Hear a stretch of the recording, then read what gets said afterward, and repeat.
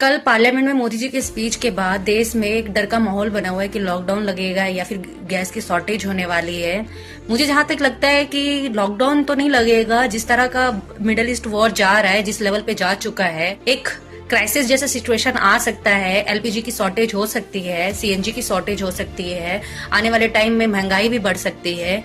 जिस तरह से स्ट्रेट ऑफ हॉर्मुज का ईरान यूज कर रहा है, जिस तरह से रोक रखा है चीजों को इंपोर्ट एक्सपोर्ट की वजह से, आने वाले टाइम में इंडिया में महंगाई बढ़ सकती है। इस तरह की सिचुएशन के लिए हमें तैयार रहना पड़ेगा, हमें एकजुटता दिखानी पड़ेगी।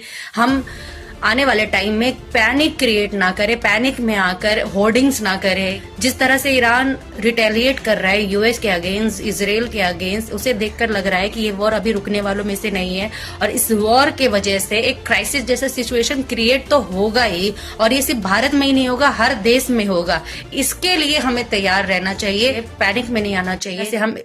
जिस तरह से हम कोविड में एकजुटता दिखाए थे, पैनिक क्रिएट नहीं किए थे, देश के लिए खड़े रहे थे, उसी तरह का सिचुएशन के लिए हमें आगे भी तैयार रहना चाहिए। ये वॉर अभी रुकने वालों में से नहीं है। जिस तरह से ईरान अपने लिए खड़ा हो रहा है, जिस तरह से यूएस वेनेजुएला में किया था वही ईरान में करना चाहता है, लेकिन ईरान रिटेलिएट कर रहा है, अपने लिए खड़ा हो रहा है। उसे देखकर हमें क्राइसिस जैसे सिचुएशन के लिए तैयार रहना चाहिए। आने वाले टाइम में महंगाई भी बढ़ सकती है, हमारे बेसिक नीड के सामान का भी प्राइस बढ़ सकता है कि एलपीजी की शॉर्टेज हो रही है और शॉर्टेज की वजह से एलपीजी का प्राइस भी बढ़ सकता है। एलपीजी के प्राइस बढ़ने से ट्रांसपोर्ट कॉस्ट बढ़ेगा, ट्रांसपोर्ट कॉस्ट बढ़ने से हमारे बेसिक नीड्स की जो सामान है उनका भी कॉस्ट बढ़ेगा।